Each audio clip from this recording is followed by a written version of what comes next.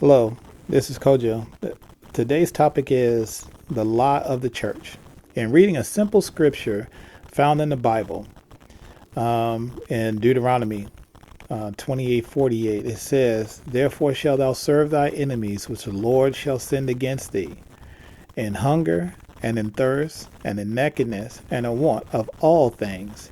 And he shall put a yoke of iron upon thy neck until he have destroyed thee." Now, I've sat in church for many years and have heard this scripture maybe once or twice, and they would lead you to believe that our enemy is some little dude wearing a little red suit or the devil. And in some cases, they even demonize you to think that you were your own worst enemy. But that's not the truth. That's not what this scripture is saying. And that's not what we've been facing here in this country. If you look at this scripture, it lists a specific group of people, and that turned out to be the black people and the Hispanic people that are living in this country and not even living by the rule of their own hand. Even if we have police chiefs and mayors and doctors and lawyers, our condition doesn't change. But if you go to the church, do they answer that? And why can't they answer that? Because they've been given the theology through their seminaries and their Bible teachings that continuously pull the wool over your eyes. So at the end of the day, how do we better ourselves? It's real simple.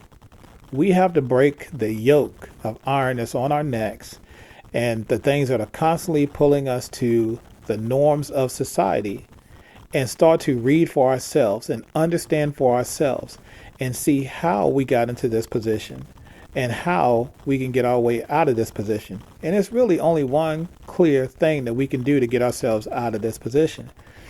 And that is to stop living the way society wants you to live. You don't have to drive the car that they want you to drive. You don't have to live in a house that they want you to live in. You don't have to buy the clothes that they want you to buy. These things are necessities and you need them, but you don't got to break yourself in order to do it. It's real simple. We need to start living our lives by way of the Bible. I know some people are saying, "Oh, that's not really what I want to do," but you done tried everything else and nothing else have worked. So what's wrong with one man having one wife, raising your children, providing for your children? You may not be working a job that you want, but you're providing for your family and your children. What do you gain from jumping from bed to bed, woman to woman, house to house, situation to situation? You're only leaving behind the, turmoil and broken houses that's going to affect society later on. So the Christian church has definitely lied to us. The curses in the Bible definitely apply to us as a people.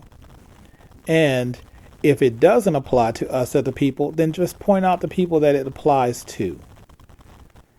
So their lives are definitely different than ours. What they experience is definitely different than ours, meaning the white people, the Indian people, and any other nation or the group of people that you can point to that doesn't live like us.